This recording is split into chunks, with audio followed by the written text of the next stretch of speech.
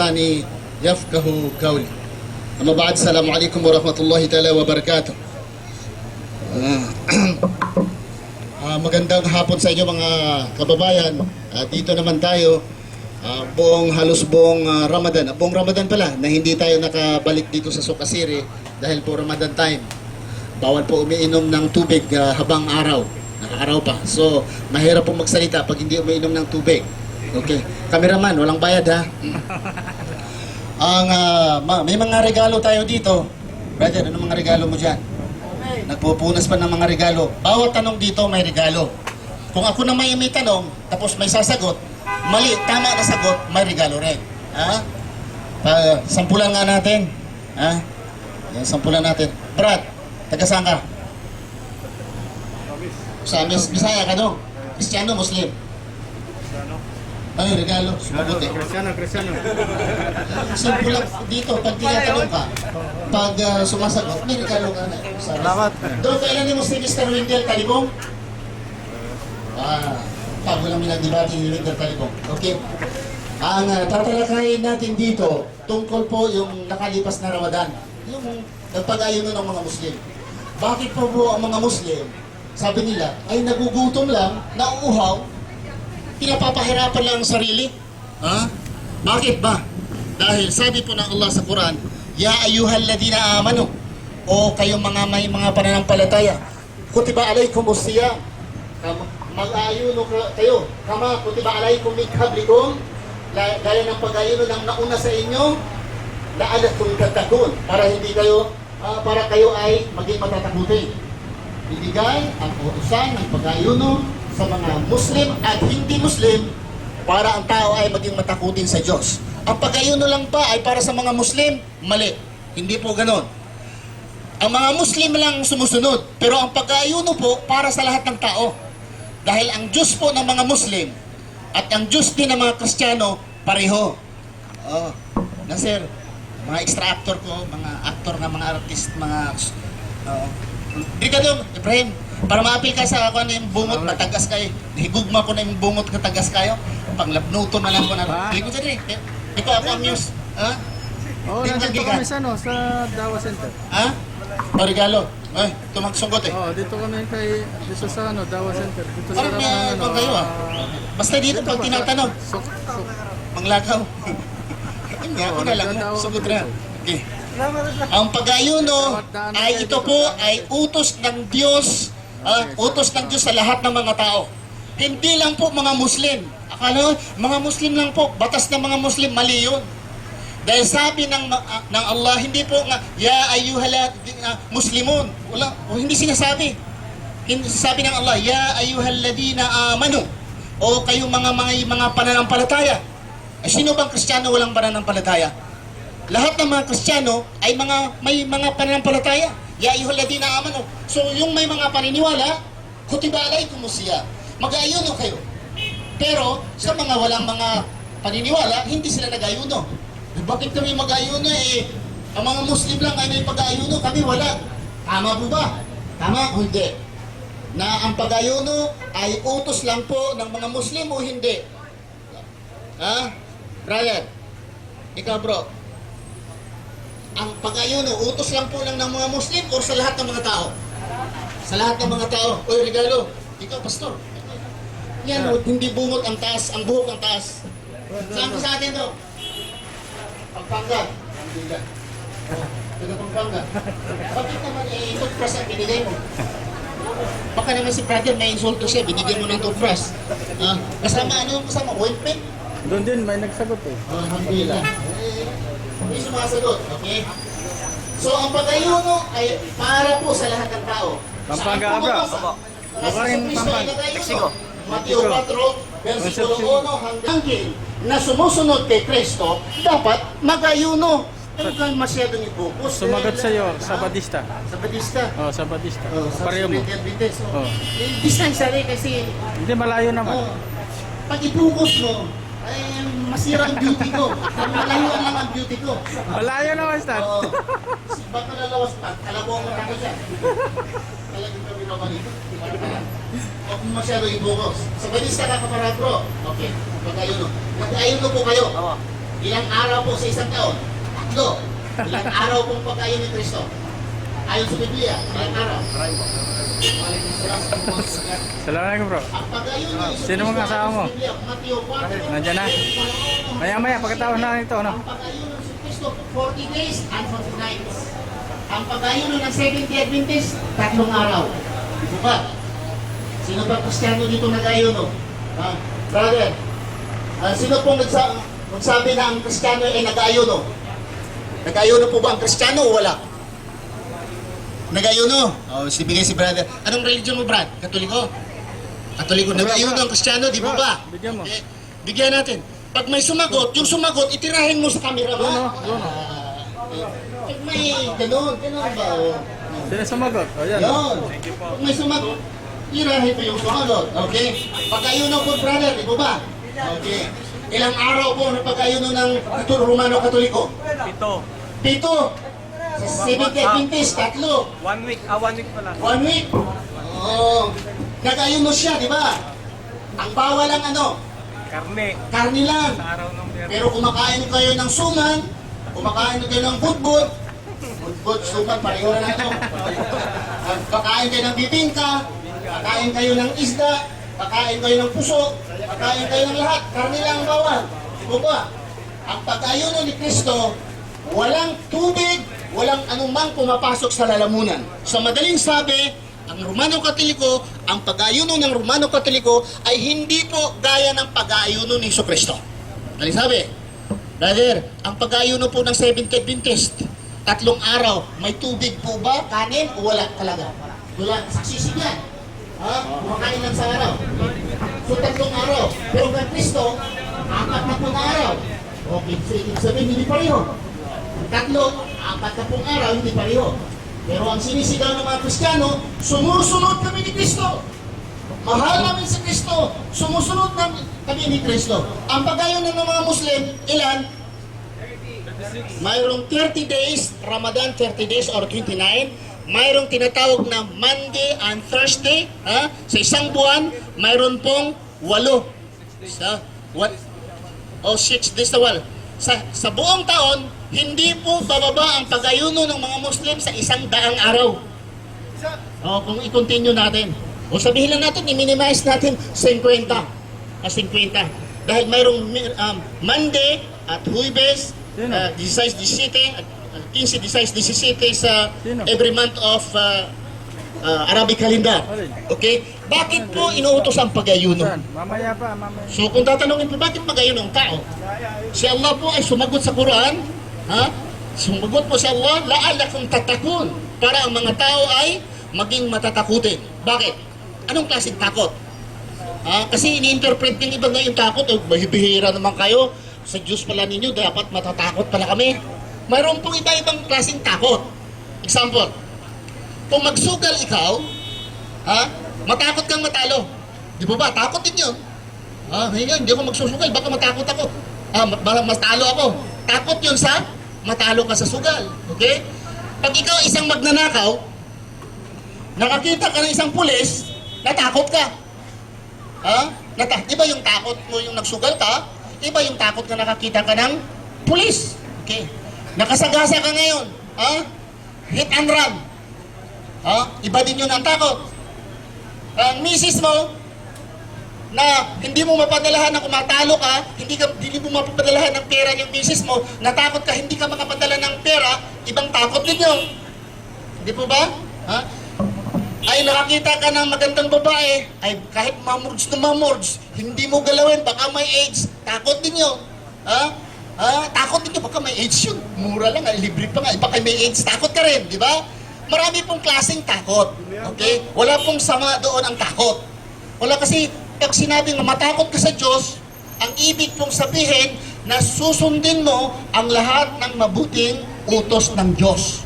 Hindi po natakot tayo na nanakaw ako, or nakarape ako, or nakapatay ako. Hindi po ganun ang takot.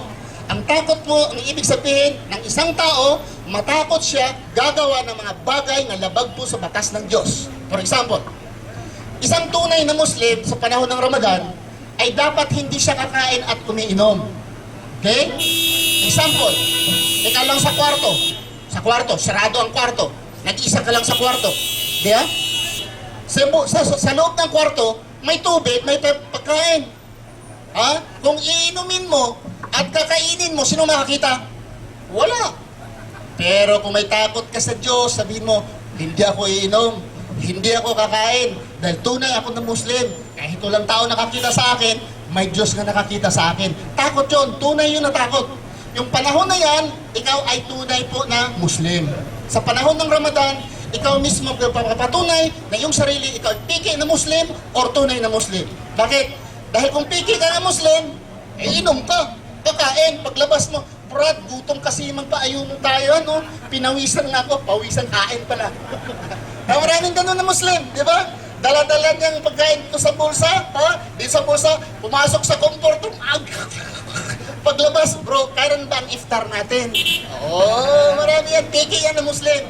Pero sa panahon ng Ramadan, doon niya malalaman, piki siya o hindi. Piki siya o hindi.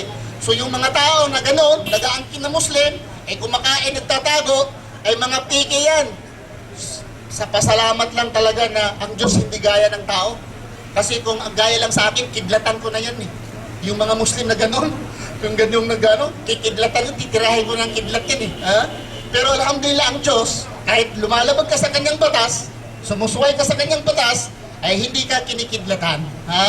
Tunay na busog ka pa rin at sumisigaw ka pa rin na nag-aayuno ako. Sa panahon kasi ng Ramadan, brother, ang pinakamahirap na pigilan, yung gutom at uhaw. At hindi lang doon, yung makipagtalik ka sa iyong misis, tatabi ka sa misis, bawal po sa panahon ng Ramadan. Brother, ang pinakamahirap mag-ayuno at magpigil, yung lahat ng bagay nandoon. Supposing, kung ang misis mo ngayon ay nandoon sa Pilipinas, at magpipigil ka sa iyong sarili na hindi ka makagalaw ng babae, no problem. Why? Nandoon yung sa Pilipinas yung misis mo eh. So napilitan ka ngayon na hindi ka gagalaw ng babae dahil ang misis mo ay nandoon sa Pilipinas. Pero kung katabi mo ang misis mo, katabi ang misis mo, ang bango pa, nahulog pa yung tuwalya galing naligo, nakita mo, ang hirap. Okay, supposing gutom ka na, gutom ka na, kung walang pagkain na tulang bigas, okay lang. Wala namang bigas sa saingin eh, gutom ako, okay lang. Pero ang pinakamahirap na gutom, yung pagkain sa harapan mo. Mahirap yun eh. Yung gutom na gutom ka, psychological doble. May psychological pa, mayroon pang tiyan. Naku, nandito pagkain, hindi ko makain. Nauhaw na uhaw ka. Kung walang tubig, okay lang, nauhaw ako dahil walang tubig. Pero kung mauuhaw ka, ang tubig ay sa harapan mo, mahirap yun. Mahirap. So sa panahon ng Ramadan, napipigilan mo ang iyong gutom. Napipigilan mo ang iyong napigilan mo. Sa panahon po pagkatapos ng Ramadan, ikaw na tao, mapipigilan mo ang mga bagay na ano-anuman. Example, pagkatapos ng Ramadan, may magsabi sa'yo, bro, bayad ng tanggal naman ng utang, hindi ka magbayad. Ano ka? Magsasalita ng masama dahil hindi ka nagbayad ng utang. Mapipigilan mo, bakit? Nag-ayuno ka sa panahon ng Ramadan. Bro, mukha mo bro, kabayo. Grabe kabayo, medyo wala lang no. Bro, mukha mo parang mukha ng unggoy. Okay lang, papigilan mo. Pero sabihin na, bro, mukha mo, baboy. Masyadong masakit yun. Mapigilan mo pa rin. Bakit? Napigilan mo nga yung Ramadan eh. Yung Ramadan na walang tubig at walang pagkain, napipigilan mo. Yung pang magsabi na parang baboy yung, parang man lang eh. Ang problema kung talagang baboy ang mukha. Pero kung parang baboy man lang, no problem, mapipigilan mo. So ang punto po dito mga kapatid, ang pag-ayuno po sa panahon ng Ramadan, ito ay inuutos ng Allah para pagdisiplina sa ating sarili. So yung nakaraang Ramadan, ang tunay na Muslim, napapapatunayan sa kanyang sarili at sa Panginoon na talaga ay Muslim siya, hindi siya Muslim-Musliman lamang. Okay? So ang utos po ng pag-ayuno, hindi lamang rin sa mga Muslim. Utos po ito na binigay kay Jesucristo, utos din ito binigay kay Moses, utos din ito kay Abraham, dahil ang lahat ng mga propita ay nautuusan po sila at ang kanilang mga kasakupan na mag-ayuno sa panahon ng isang buwan sa isang taon. Pero hanggang ngayon, mga Muslim lamang ang sumusunod na walang pagkain, walang tubig sa panahon ng Ramadan. Okay?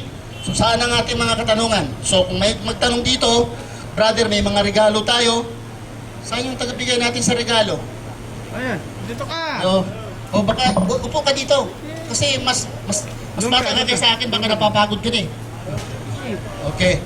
O brother, sino po magtanong dyan? Muslim, Kristiyano, pwedeng magtanong. Oh, tanong, Okay, tanong. daming regalo namin dito na mayroon pa sa bag.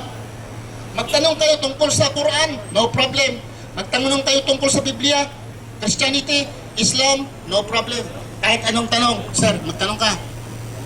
Wala ka pang tanong. Okay. Ano pa? Ikaw, Ibrahim. Taasan na yung bungod dong, eh. Ang press ko na kayo itong mantanan ba? Ako ba kayo? Pula-pula naman. Oh, halika dito. Oh, basta may magtanong, tirahin mo kaagad. Kasi meron akong narinig sa mga ibang kabrader natin na Harapin mo yung mga tao. ang ano daw, ang tagito, yung Tarawih ay hindi raw gawa ng Propeta Muhammad. Ito raw ay gawa ni Umar.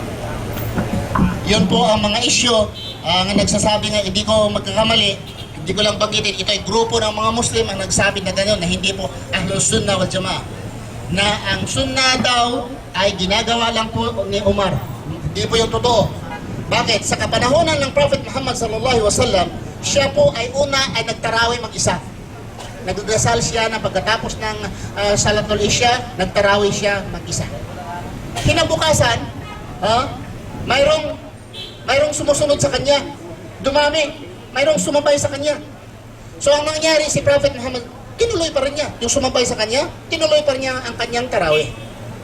So pagka next day, pangatlong araw, si Prophet Muhammad sallallahu alaihi wasallam hindi nag-appear, hindi siya nagtarawih after Salatul Isya at umuwi agad sa bahay. At tinanong siya, Ya Rasulullah, ikaw noon ay di ba nagdasal ka ng extra tarawih? Nagdasal ka ng tapos mayroong mga taong sumusunod sa iyo? Ikaw rin ay nagdasal. Pangatlo, bakit hindi ka pumunta sa masjid? Sabi ng Rasulullah sallallahu alaihi wasallam, dahil kung natatakot ako na kung ako ay pupunta, baka maging fard, ibig sabihin yung obligatory ang tarawih. Ang dahilan na hindi na siya pumunta sa pangatlong pieces dahil takot siya, baka ang tarawih ay maging fard, ang ibig sabihin obligatory. Okay? So sa madaling sabi, sa kapanahonan ng Rasulullah sallallahu alaihi wasallam ay nagtarawih siya, ngunit hindi niya pinagtutuloy-tuloy sa masjid, pero tarawih pa rin siya sa bahay. Bakit? Dahil takot siya maging obligatory sa kanyang umma. Subalit, sa kapanahonan ni Umar radhiyallahu anhu, nakita niya na ang mga tao ay kanya-kanya. Nagtarawih, kanya-kanya. Kaya hindi gaya ng ginawa ng Prophet Muhammad sallallahu alaihi wasallam. So nakita niya, bakit kanya-kanya? So ang ginawa po ni Umar ay iniipon po. Iniipon ang lahat ng nagtatarawih at mayroong imam na isa. Okay, si Umar ba ang nag-umpisa? Hindi, ang Rasulullah sallallahu alaihi wasallam. Pero si Umar lang ang nag-gather nga maging isa, dahil sa pangit naman tingnan eh. Kanya-kanyang tuwad sa kanto, kung mayroong 1,000, kanya-kanya. Pangit tingnan, di ba? Pero kung 1,000 nagdadasal sabay-sabay, ang gandang tingnan. So that's why si Omar sabi niya, this is a good bid'ah. Good bid'ah meaning this is a good innovation. Okay? Si Omar. Walang problema. Bakit? Si Omar ay isang kalifa. At ang ginawa ni Omar, hindi siyang nag-umpisa. Sinunod lamang niya ang gawain ng Rasulullah sallallahu alaihi wasallam na nagtarawih. Pero not in group, dahil natakot siya ang Rasulullah sallallahu alaihi wasallam na maging obligatory. Okay? Yun ang dahilan. Pero sa umpisa, nagtarawih ang Rasulullah sallallahu alaihi wasallam. Okay? Ano bang tanong? Okay. Pilipino, Brad? Oo. Akala ko, British eh. Ano bang kaibahan ng Sunni Islam at Sete Islam? Shiite na Islam. Okay. Ang pagkakaiba po sa unang panahon, ito po ay most on political issue. Sa kapanahonan po ni Prophet Muhammad sallallahu alaihi wasallam, wala po siyang binanggit Yan, powder. na kung mamatay siya, ay sino ang susunod. Okay? Yung namatay ang Rasulullah sallallahu alaihi wasallam, ang ginawa po ng mga miyembro niya ay nag-butation po, nagbutar. Kung sino po ang successor bilang leader sa community, Muslim community.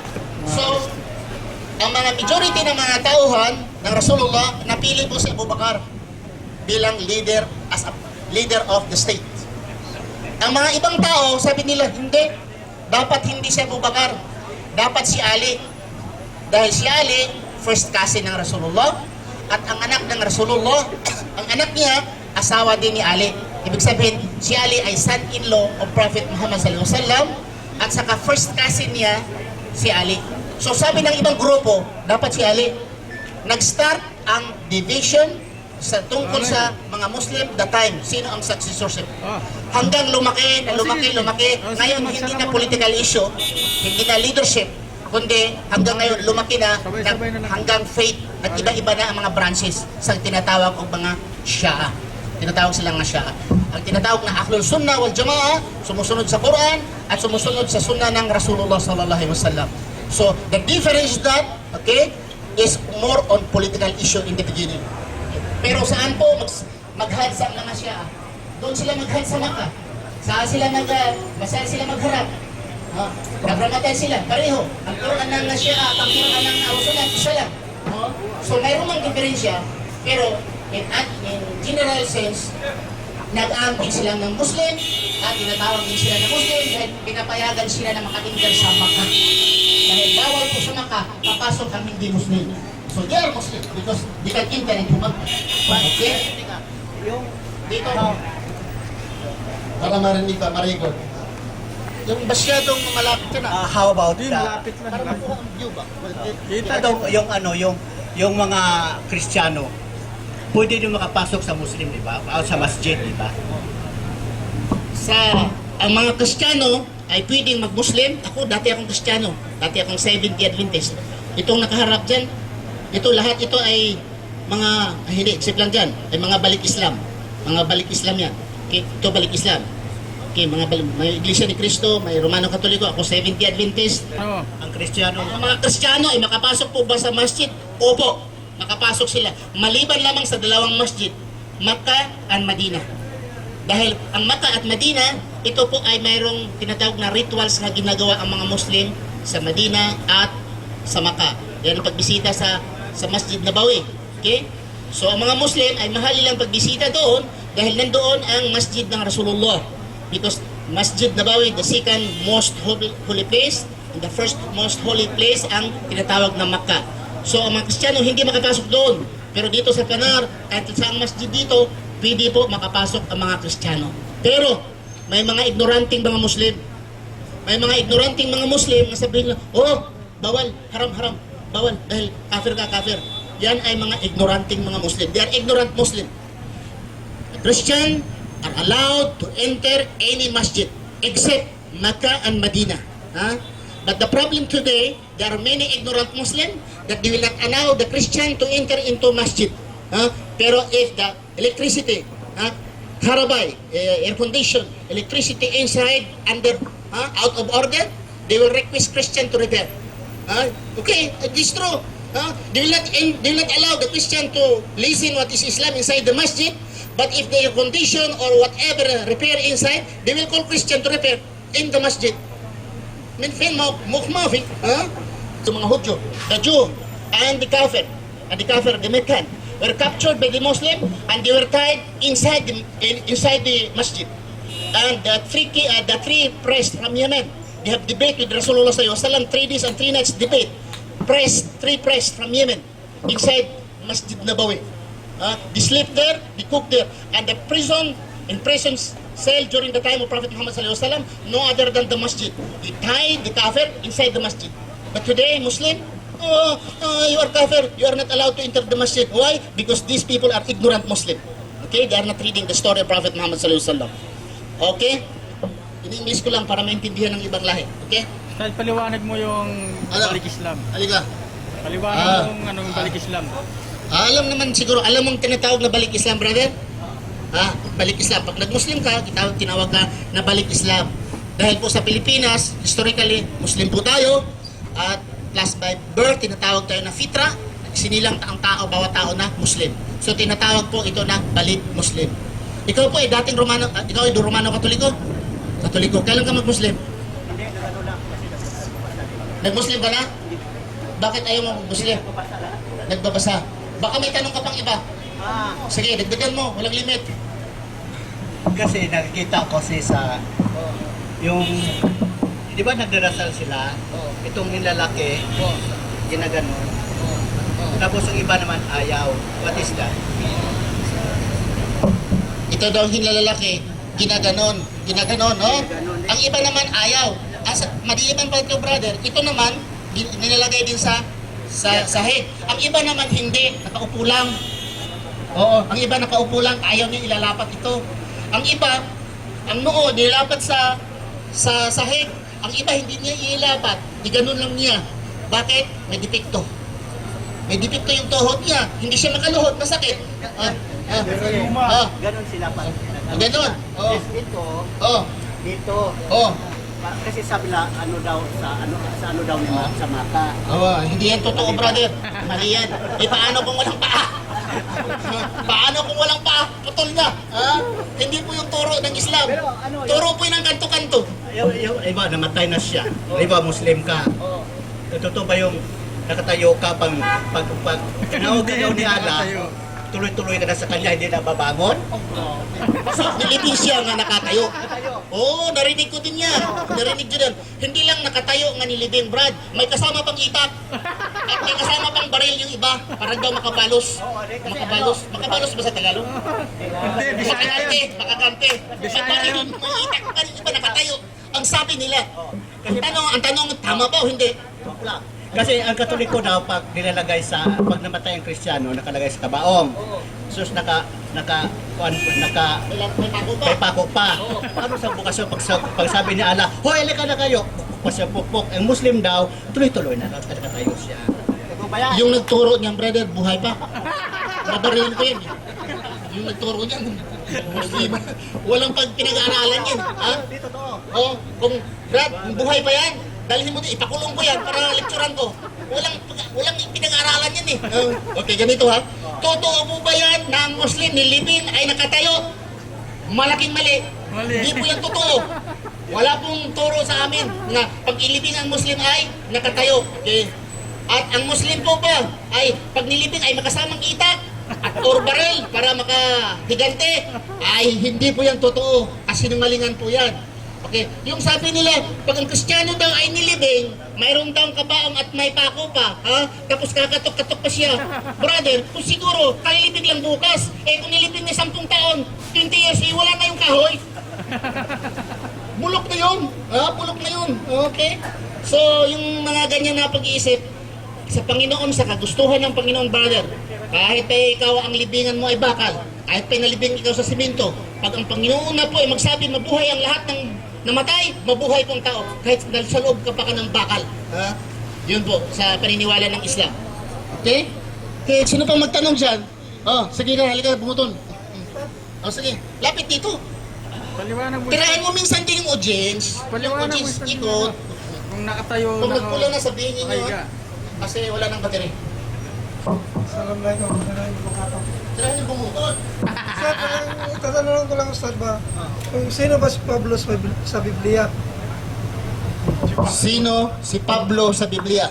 Mutawa yun ah. Si Pablo sa Biblia, isang tao na persecutor ni Kristo, isang tao na sinungaling, isang tao na wala man nakakita ni Kristo at hindi disipulo ni Kristo, na naggawa ng mga libro at inaangkin niya na siya ay disipulo ni Kristo, that in fact, hindi niya nakita si Kristo. At siya po, si Pablo, ang nagbigay ng kalituhan sa lahat ng mga Kristiyano. Bakit? Sabi ni Kristo, kung kayo'y may pagmamahal sa akin, sundin nyo ang kautusan. Juan 14:15. Anong sabi ni Pablo? Hindi na tayo nabubuhay sa batas, kundi sa dugo ni Kristo. Ang kaligtasan ay sa grasya, sa dugo ni Kristo, hindi po sa batas. Sabi ni Pablo, Hebrews chapter 6 verse 1 and 3. Sabi ni Pablo, let us leave the elementary doctrine of Christ and come to maturity. Let us leave the elementary doctrine of Christ. Elementary daw. Ang turo daw ni Kristo, elementary. Iwanan natin ang elementary na katuruan ni Kristo. Ano sa kanya? Secondary? Ano sa kanya? College? Higher ang sa kanya? Bakit isabihin, elementary daw ang Kristo? Anong sabi ni Kristo? Sa Bisaya pa, ang sulugoon, dili labaw siyang amo. The servant is not greater than his master. Di ba? So the apostle is not greater than his master, nor the servant greater than his Lord. So bakit si Pablo sabi niya, iwanan natin ang elementarya na katuruan ni Jesucristo. Elementarya daw ang turo ni Jesucristo.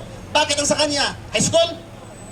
Oh, kasi si Jesucristo nagsabi, mawala man ang langit, mawala man ang lupa, subalit ang salita ay ng Diyos ay mananatili.